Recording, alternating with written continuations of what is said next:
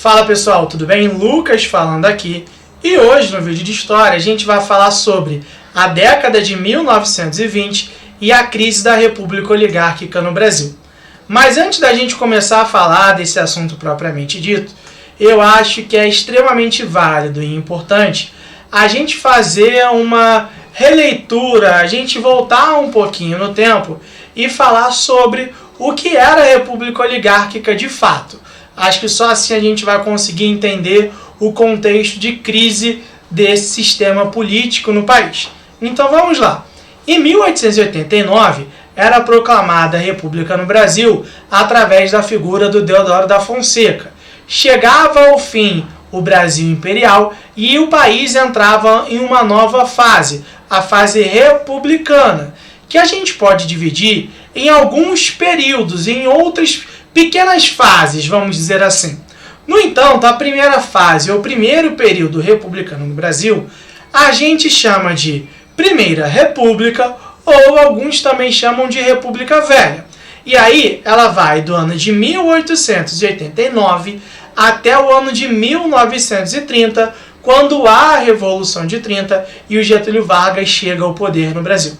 No entanto, essa primeira fase, vamos colocar dessa maneira, ela pode ser dividida do ano de 1889 até 1894, o que a gente chama de República das Espadas, o período onde os militares controlaram a política através das figuras de Deodoro da Fonseca e Floriano Peixoto, e a fase da República Oligárquica, que vai de 1894 até o ano de 1930, quando os cafeicultores de café, foram os responsáveis por comandar a política do país durante este período.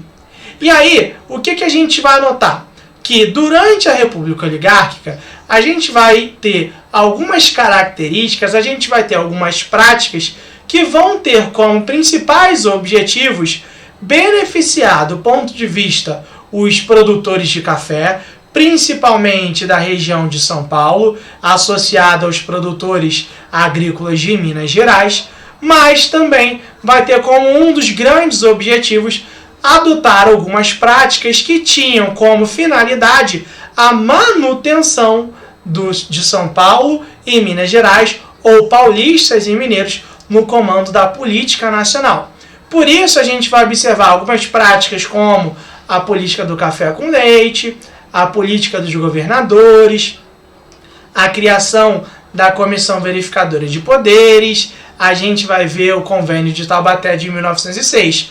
Tudo isso que a gente já estudou em algum momento desse ano, agora se não me engano, há 3 ou 4 aulas atrás. Então, se você não lembra e quer ver melhor isso daí, eu recomendo que vocês peguem lá, né, os nossos vídeos, o histórico das nossas aulas e assista isso que a gente já trabalhou lá. É importante ter essa noção na nossa cabeça. Então, durante todo esse período, a gente vai notar que se adotava uma postura econômica voltada a privilegiar, voltada a beneficiar os produtores de café no país. No entanto, a gente vai também notar que durante o período onde os cafeicultores estavam no poder, mais especificamente no ano de 1914, a Primeira Guerra ocorreu. Se iniciou a Primeira Guerra Mundial. E este evento, este conflito de proporções mundiais, vai acabar gerando uma série de transformações para o país. E essas transformações desse período vão ser responsáveis por fazer com que a República Oligárquica, a República do Café, como a gente pode chamar, entre em crise a partir da década de 1920.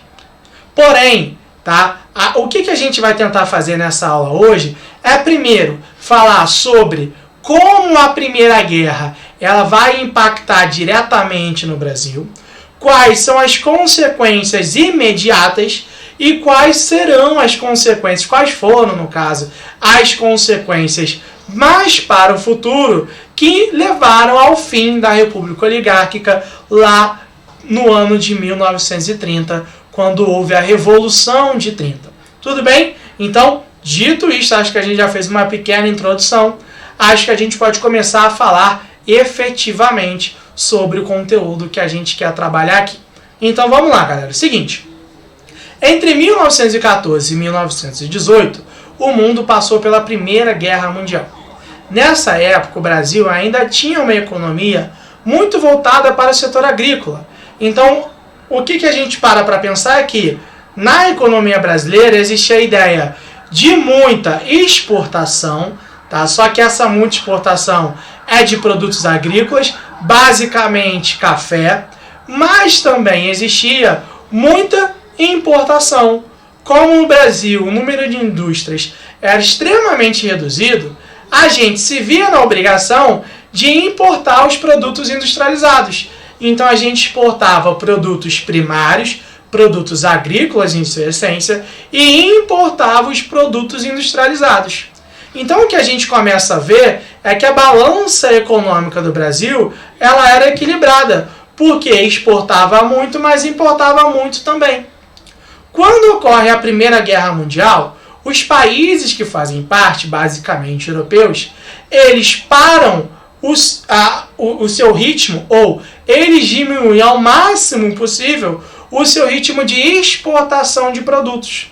Ou seja, eles voltam às suas respectivas indústrias para a produção interna, para o mercado interno. Porque durante a guerra, eles estavam fazendo o que a gente chama de esforço de guerra. Então, o que eu estou querendo colocar aqui para a gente é bem simples. Durante a Primeira Guerra Mundial, os países europeus que estavam participando do conflito pararam de exportar seus produtos industrializados e passaram a focar, passaram a vender esses produtos internamente. Ao mesmo tempo em que eles começaram a vender os seus produtos internamente, a gente vai notar que eles vão aumentar a compra de produtos primários, ou seja, eles vão aumentar os seus níveis de importação de produtos primários. Dentro dessa situação, quem vai se beneficiar de alguma forma é o Brasil. Por quê? Ele vai vender muito mais e vai comprar muito menos. A essa característica, a esse fenômeno, a gente chama de uma balança comercial favorável. Ou seja, o Brasil ele está exportando mais e importando menos. Se está fazendo tudo isso, ele está arrecadando mais dinheiro e gastando menos. Como o Brasil necessitava desses produtos industrializados, a gente começa a observar que o país vai passar por uma situação que a gente chama de substituição de importações. A gente começa a criar algumas indústrias, porém, essas indústrias que a gente está criando, elas têm um intuito, elas têm um objetivo de substituir as importações que a gente não está mais comprando, que a gente não está mais tendo. Então a gente está produzindo aqui o que a gente não consegue mais comprar, mas o que a gente tem extrema necessidade. Então a gente começa a observar que o país, nesse momento, ele vai passar por um leve surto industrial. Só que, quem é que tem dinheiro no país? Primeiro ponto que a gente tem que pensar é isso. Quem é que tem dinheiro para financiar o surgimento, para financiar a construção de indústrias no país? Os cafeicultores. Porque desde 1914, desde o início da guerra, a gente começa a observar que eles estavam lucrando muito mais que antes da guerra. Então, conforme a necessidade de produzir produtos não duráveis, produtos para um consumo rápido, de extrema necessidade na sociedade, a gente vai ver que esses cafeicultores vão pegar parte do dinheiro que eles estão acumulando com as exportações e vão começar a investir na criação de indústrias, na criação de fábricas no país. Por isso a gente vai começar a notar que a maior parte dessas indústrias que surgem no Brasil, elas vão se concentrar na região sudeste, ou seja, justamente na região onde havia o predomínio dos cafeicultores. Sendo que, repara só, essa galera que começa a investir nas indústrias é uma galera que ela não está adaptada à produção na cidade. É uma galera que está adaptada à produção no campo. É uma galera que está adaptada às formas de trabalho existentes no campo. E esse é um ponto extremamente importante da gente pensar. Porque a escravidão havia acabado no país, sem dúvida alguma. No entanto, as formas de trabalho, principalmente no campo, elas eram extremamente semelhantes, elas eram análogas à época da escravidão. Obviamente, com os funcionários, com os camponeses, com os trabalhadores rurais recebendo salário. Isso tinha de diferente, mas as condições de trabalho eram péssimas. E aí o que a gente vai começar a observar? Quando as indústrias surgem no país, essas indústrias que estão surgindo oferecem péssimas condições de trabalho aos operários, condições extremamente semelhantes ao que a gente via nos campos. Porque quem está investindo nessas indústrias são os produtores agrícolas, são os cafeicultores em sua essência. Então a gente está notando que as condições de vida na cidade são bem parecidas com as condições de vida no campo. Sendo que, aí tem uma grande diferença, o trabalhador rural, em sua essência, era um trabalhador brasileiro. Agora, o trabalhador urbano, o trabalhador nas fábricas, o escolhido para trabalhar nas fábricas, geralmente vinha de outro país. Então a maior parte dos operários nas fábricas era de imigrantes, era de europeus, basicamente da Itália. E aí quando esses imigrantes, quando esses europeus chegam para trabalhar no Brasil e eles começam a trabalhar nas fábricas, eles percebem as péssimas condições de vida na qual eles estavam sujeitos. Não tinham salário mínimo, não tinha uma jornada de trabalho definida, péssimas condições de trabalho, a inflação era gigantesca, o custo de vida era lá nas alturas. Então, as condições de vida, as condições de trabalho eram péssimas. O grande ponto é que esse imigrante europeu, ele já estava vindo da Europa com todo um histórico de luta muito bem estabelecido. Ou seja, a gente começa a observar que a Europa já havia passado, durante inclusive o século XIX, uma série de manifestações em busca, em defesa de melhores direitos dos trabalhadores, de melhores condições de vida para os trabalhadores. Eles já tinham entrado em contato com uma maior força com o socialismo, já tinham entrado em contato com uma maior força com o anarquismo. Então, assim que eles chegam no Brasil, eles trazem todo esse histórico de luta para o trabalhador, para o operário das fábricas no país. É daí que vai surgir a ideia que a gente coloca como o anarcossindicalismo. Começa a surgir uma série de sindicatos no país, e esses sindicatos eles estão muito atrelados à ideologia anarquista, que em algum momento a gente já trabalhou, inclusive na aula de sociologia, a gente já chegou a falar sobre isso. Então no Brasil começa a vir com um pouquinho de força o comunismo também, a ideia do socialismo que a gente já trabalhou, mas vem mais forte ainda a ideia do anarquismo. E aí, esses trabalhadores, eles começam a se sindicalizar, ou seja, começam a formar os sindicatos. Os sindicatos que são associações de trabalhadores de uma determinada classe, que eles vão em busca de melhores condições de trabalho, melhores condições de vida para suas respectivas classes.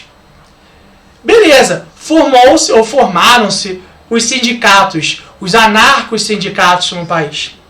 E aí, o que a gente vai notar? Entre 1914 e 1918, a guerra, obviamente, conforme o ano ia passando, ela ia chegando mais próximo ao seu fim.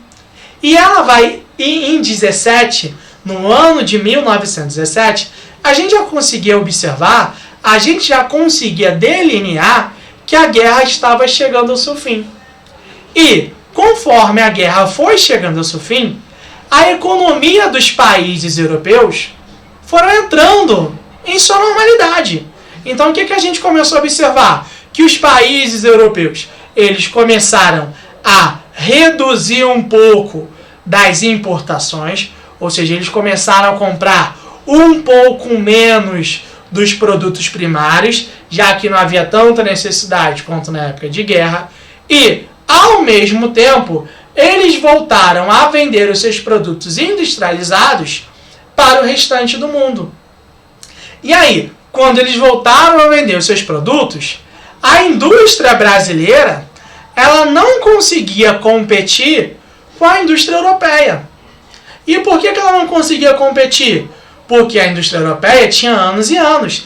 Era uma indústria de uma maior qualidade em comparação com a indústria brasileira. Então, na hora que os produtos chegavam no mercado, havia uma clara e manifesta preferência pela compra dos produtos europeus. E, somando a essa preferência, o que a gente vai notar? Conforme a economia europeia se recuperou, o Brasil começou a passar por um processo chamado de inflação. Ou seja, houve um aumento considerável, houve um aumento fora da normalidade dos produtos dentro do Brasil. Se houve a inflação, automaticamente a gente vai notar que o custo de vida da sociedade também vai aumentar. Então, viver no Brasil naquela época estava mais caro. Se viver estava mais caro, os trabalhadores buscavam, necessitavam, então, melhores condições de trabalho, mas, mais do que nunca, eles também buscavam ter melhores salários. Porque se o custo de vida aumentou, nada mais justo que os salários fossem aumentados também. Na prática, a gente vai observar que isso não aconteceu. Então, conforme o Brasil voltava para uma situação de normalidade e começava a mostrar alguns sinais de crise econômica, a situação da classe trabalhadora piorava cada vez mais. Não à toa a gente vai ver que entre os anos de 1917 e 1920, o país vai passar por uma série de greves. Entre estas todas greves, que são mais de 100 greves, vão ocorrer 3 greves gerais. Ou seja, vai parar tudo no país. Tá? Só que quando eu falo tudo no país, eu estou especificando basicamente São Paulo e Rio de Janeiro, que eram os 2 principais polos do país. São Paulo do ponto de vista econômico e Rio de Janeiro do ponto de vista político, porque o Rio naquela época era a capital do país. Então a gente começa a notar que a classe trabalhadora ela se organiza cada vez mais e ela começa a se fazer cada vez mais presente. O governo da época, obviamente, não podia deixar e não podia permitir, baseado na mentalidade deles, obviamente, que essa movimentação, que esses movimentos operários ganhassem força e passassem a contestar cada vez mais a política adotada no país. Por isso, passou a se utilizar aqui a Lei Adolfo Gordo de 1907. O que é essa Lei Adolfo Gordo de 1907, gente? Então, repara, essa lei já existia desde o ano de 1907, porém, passou a ser utilizada em larga escala a partir de 1917, quando começaram a ocorrer as greves no país. A Lei Adolfo Gordo ela dizia o seguinte, que o governo, o Estado brasileiro, poderia expulsar do país qualquer imigrante, qualquer estrangeiro que fosse considerado subversivo ou o que estivesse a favor de desestabilizar o país, de desestabilizar a política. E aí é que está o grande ponto para a gente entender. Dentro do movimento operário, dentro do anarquismo, dentro do socialismo, dentro do anarcossindicalismo, existia uma força muito grande, do que eu já falei, dos europeus, principalmente italianos. Então o governo brasileiro, ele começa a utilizar em larga escala da Lei Adolfo Gordo e começa a expulsar os imigrantes ligados ao movimento operário. E esses imigrantes, em sua maioria, como também já coloquei, mas estou repetindo aqui, eram imigrantes ligados ao anarquismo. Então a gente está notando que no país daquele momento começa a ter uma perseguição muito forte dos anarquistas. E aí, como há uma perseguição muito forte desses anarquistas, Quem é que vai se beneficiar disso? São os socialistas. Mas como assim os socialistas vão se beneficiar? Vamos lá que eu vou explicar para vocês. Em 1917, ocorreu a Revolução Russa na Rússia. E dentro da Revolução Russa teve a fase bolchevique. A Revolução de Outubro foi marcada pelos bolcheviques conseguirem controlar a política da Rússia através da figura do Vladimir Lenin. E aí, os ideais da Revolução Russa que deram certo começaram a se expandir pelo mundo após o ano de 1921. Porque em 21 acabou lá na Rússia, que a gente também já falou na nossa aula de Revolução Russa, a Guerra Civil Russa, que vai de 1918 até o ano de 1921. E aí, quando acaba a Guerra Civil, esses ideais socialistas começam a se expandir. E eles chegam no Brasil em um momento onde o movimento anarquista está enfraquecido. Está enfraquecido por conta das perseguições que o governo federal vinha exercendo. E aí, é justamente aí que vai surgir o PCB, o Partido Comunista Brasileiro. Vai se aproveitar do enfraquecimento do anarquismo e ele vai começar a se aproximar da classe trabalhadora, ao passo que em 1922 se cria, se constrói, se organiza o Partido Comunista Brasileiro. Esse Partido Comunista, ele era um partido pequeno, eu estou pegando aqui um espaço, um recorte temporal bem breve, ou seja, entre os anos de 1922 e 1930. Entre 22 e 30, ele vai chegar a ter no máximo 1.000 membros. Então era um partido bem pequeno mesmo, e era composto basicamente por operários e por ex-anarquistas. Porém, ele é considerado desde seu início uma pedra no sapato do governo, que naquele momento de seu surgimento, o país era comandado por Arthur Bernardes. Então, assim que o PCB surge, ele surge por volta de março de 22, alguns meses depois, em julho do mesmo ano, ele é colocado na ilegalidade.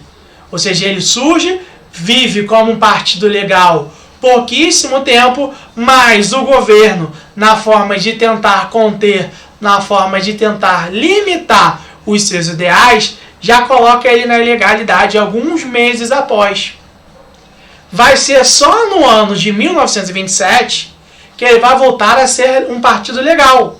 Mas logo depois ele vai ser colocado na ilegalidade de novo.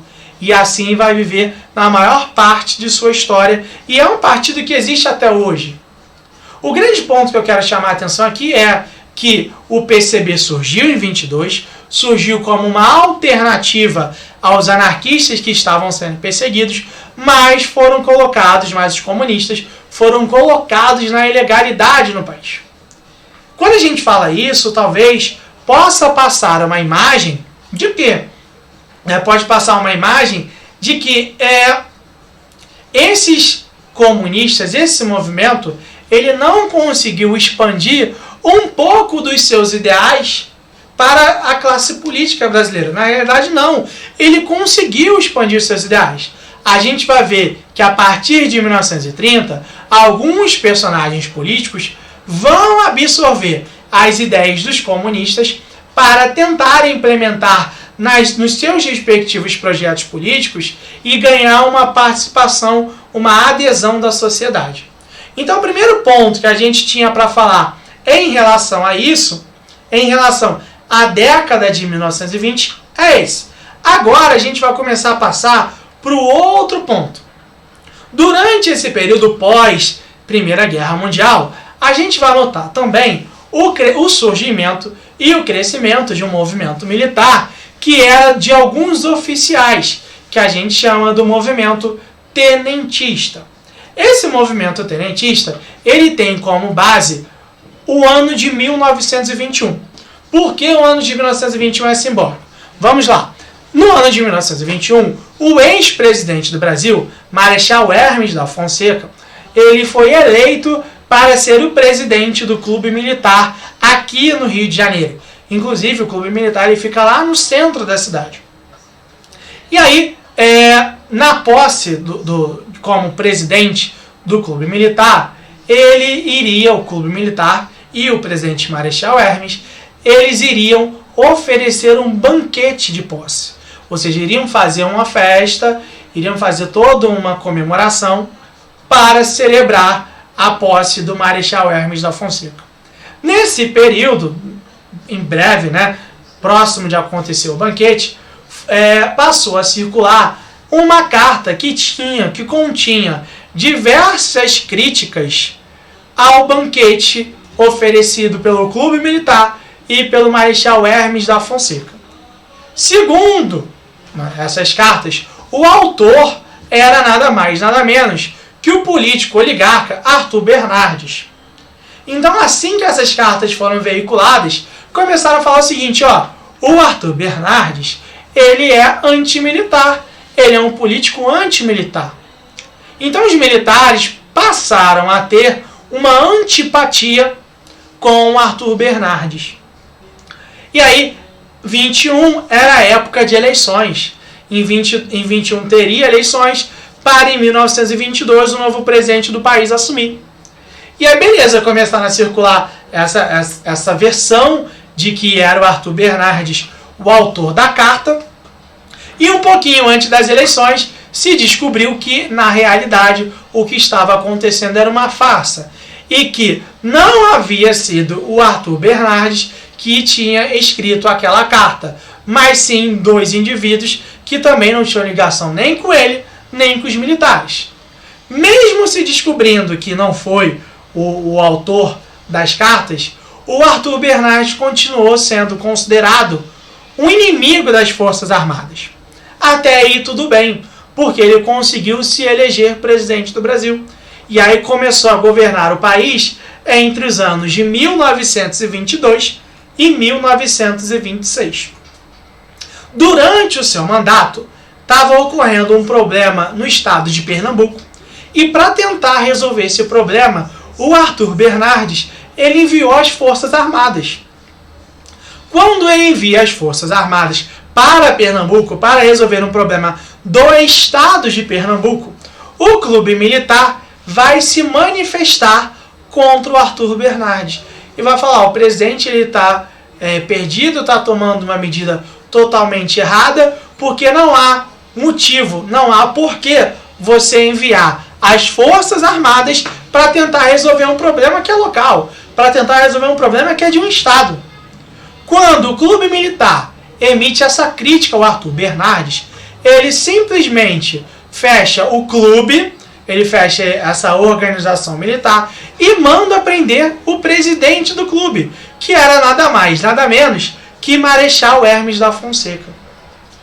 Assim que ele toma essas ações, os militares, obviamente, não vão aceitar que ele tenha feito isso e tenha feito da forma que fez. O pior de tudo era isso. É aí que vai surgir o movimento de alguns oficiais das Forças Armadas, que basicamente era composto por tenentes.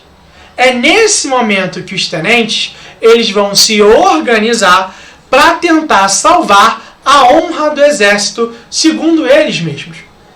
Lembrando que os tenentes eles já pensavam em se organizar, a gente tem que deixar claro isso. Já havia uma movimentação desses oficiais de tenentes em busca da formação de um movimento por conta de que eles acreditavam que deveriam retirar os cafeicultores do poder e que eles seriam responsáveis por moralizar a política nacional. Então eles já tinham uma crença de que era necessário retirar os cafeicultores do poder. Quando o Bernardes ele fez isso, aquilo ali foi a gota d'água, foi só o ponto para eles se movimentarem efetivamente. E aí, sob o discurso de que era necessário salvar a honra do exército, algum tempo depois, ao fechamento do clube militar e à prisão do Marechal Hermes da Fonseca, eles organizaram o que a gente entende como o Levante dos 18 do Forte de Copacabana. Eles organizaram um motim no Forte de Copacabana. Tomaram o forte e resolveram que aquele movimento ali teria como base, teria como ideia retirar o Bernardes do poder. No entanto, o que a gente tem que começar a pensar é que foi um movimento que teve características de desorganização. Então eles não conseguiram se articular com uma facilidade e, mais do que isso, eles não conseguiram uma adesão popular. Então, rapidamente, as forças do governo encurralaram os revoltosos, encurralaram esses tenentes que estavam fazendo esse movimento, e aí muitos deles se renderam e foram presos, com exceção de 17. 17 militares não se renderam, e aí, num ato de bravura, eles saíram do forte de Copacabana e começaram a andar pela orla do bairro. Quando eles começaram a andar pela orla do bairro, eles ganharam o apoio de um civil, ou seja, o levante dos 18 é em referência a esses 17 oficiais, mais esse civil que começou a caminhar ao lado deles. As forças governistas chegaram para um confronto com esses 18, e aí começaram a troca de tiros na orla de Copacabana, e no fim das contas, apenas 2 sobreviveram, 2 militares sobreviveram. Eduardo Gomes e o Siqueira Campos, que inclusive hoje é homenageado por uma estação de metrô. Então a gente começa a observar justamente isso, ou seja, houve um primeiro movimento militar já no ano de 1922, logo após o fechamento do Clube Militar e da prisão do Hermes da Fonseca. Acreditava-se que essa intensa repressão ao levante dos 18 do Forte de Copacabana faria com que esse movimento tenentista, faria com que esse movimento militar entrasse em crise e acabasse rapidamente. O que não acabou acontecendo. Por quê? 2 anos depois, a gente vai observar que os militares, os tenentes, eles vão se organizar e vão fazer uma revolução em São Paulo. É a Revolução Paulista de 1924, no qual, durante o mês de julho, eles tomam alguns quartéis com o grande objetivo de retirar o Arthur Bernardes do poder. No entanto, mais uma vez, eles são encurralados pelas forças do governo, e essa revolução vai durar cerca de 2 semanas apenas. Após a segunda semana, como eles não conseguem ter mais força, há uma movimentação de fuga desses tenentes para o estado do Paraná. Então todos esses revoltosos que estavam em São Paulo fogem para o Paraná, para a região do Foz do Iguaçu, sob a liderança do Miguel Costa. A esse movimento de fuga, a esse movimento de retirada em direção ao Paraná, a gente chama de coluna paulista, tá? Então a gente chama de coluna paulista. Ao mesmo tempo em que estava acontecendo toda essa movimentação no Rio Grande do Sul, a gente vai notar que em São Paulo, a gente vai notar que no Rio Grande do Sul também estava acontecendo um confronto entre os tenentes, entre militares e as forças do governo. Mas o governo conseguiu encurralar também o movimento tenentista no estado do Rio Grande do Sul. E aí eles realizaram a mesma movimentação dos revoltosos paulistas. Eles saíram do Rio Grande do Sul e foram em direção ao Paraná, a região de Foz do Iguaçu, se encontrar com os revoltosos de São Paulo. Quem liderava esse movimento de deslocamento era nada mais, nada menos que Luiz Carlos Prestes, que a gente vai ver um pouco mais quando formos falar sobre a Era Vargas. Então a gente nota que no Paraná se formou o que a gente chama da coluna Miguel Costa, Luiz Carlos Prestes. Então revoltosos de São Paulo e do Rio Grande do Sul se juntaram no estado do Paraná, e aí eles se organizaram para começarem a andar, para começarem a marchar pelo interior do Brasil. Então eles iam andando pelo interior do Brasil para tentar chamar a atenção do governo, para criar um embate e eles conseguirem derrotar o governo como um todo, mas também para fazer com que eles conseguissem o apoio da população. E aí, essa coluna Miguel Costa, Luiz Carlos Prestes, que geralmente a gente conhece mais como coluna Prestes, percorreu o interior do país entre os anos de 1925 até 1927. Durante esses 2 anos, tá, o que a gente vai observar é que eles percorreram cerca de 24 mil quilômetros. Ou seja, 24 mil quilômetros percorridos para tentar ganhar adesão da sociedade, para tentar ganhar adesão ao seu projeto político. Porém, em 27 começaram a ser amplamente perseguidos pelo governo.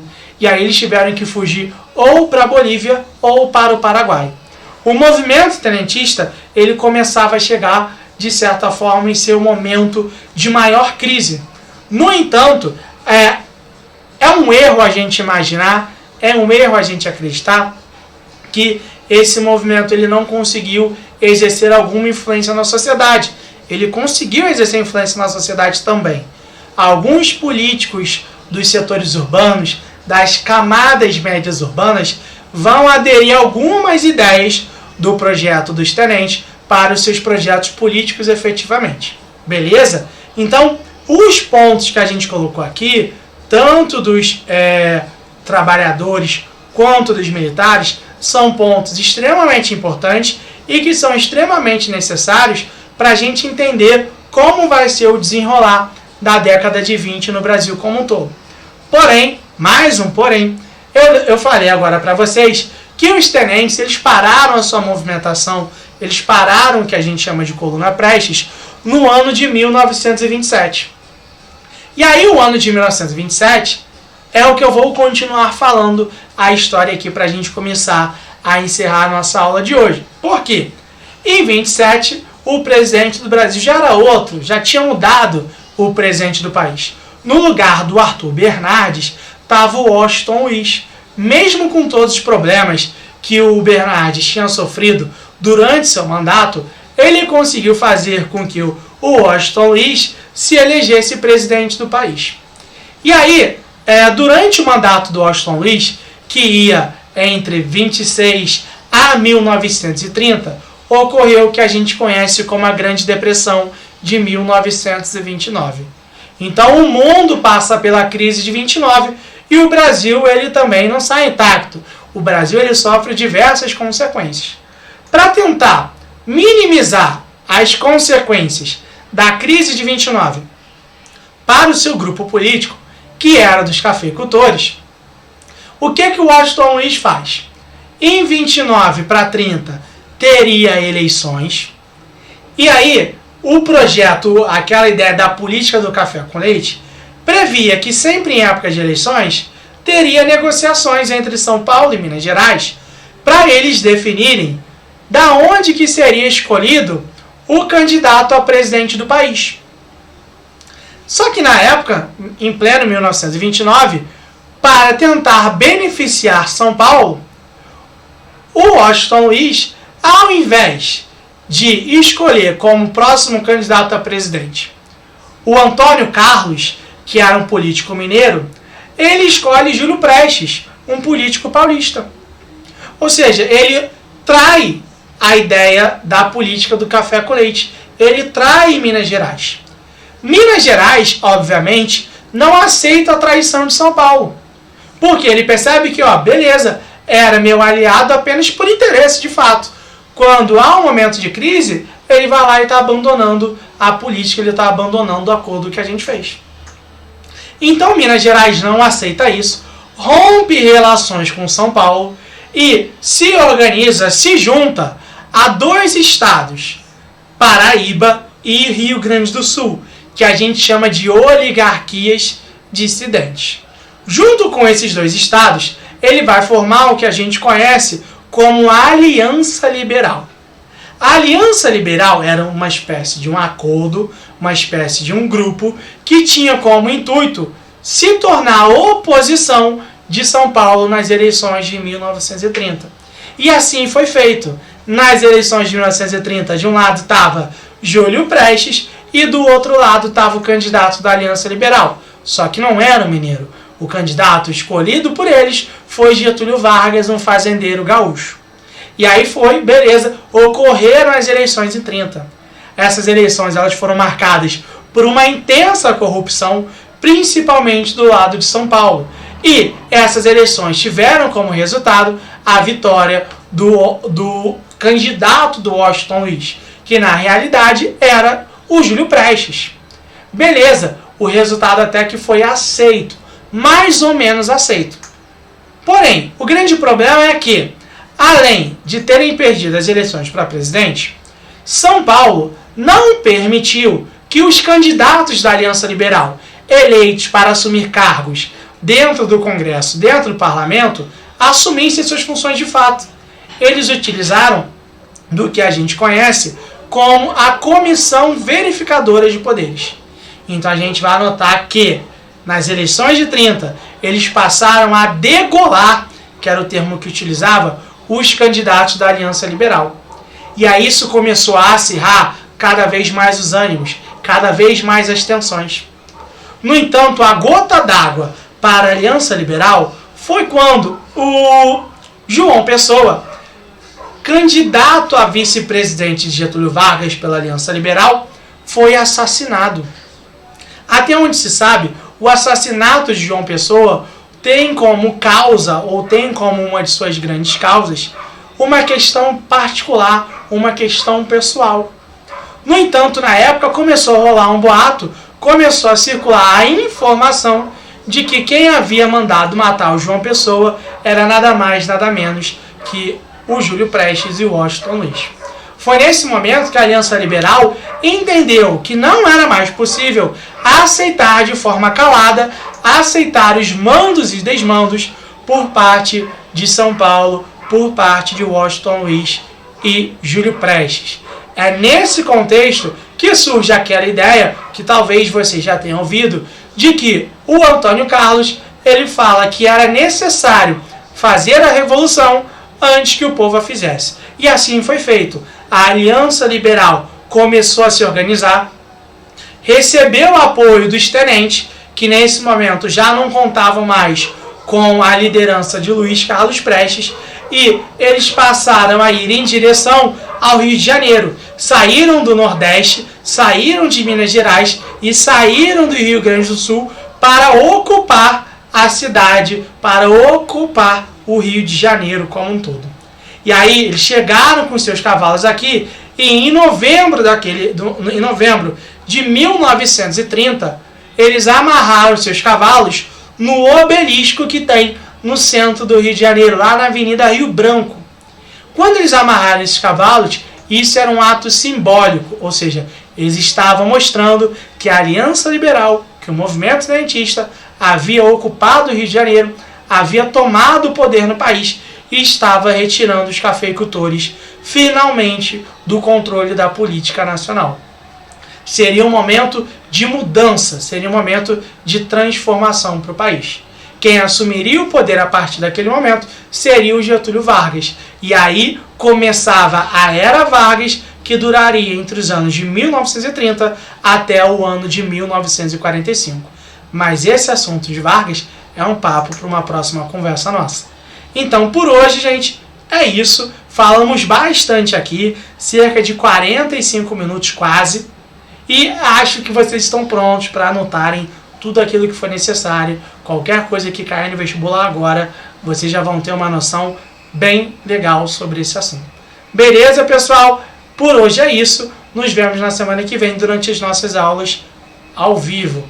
Um abraço para todo mundo e continue se cuidando. Tchau, tchau. Valeu, gente.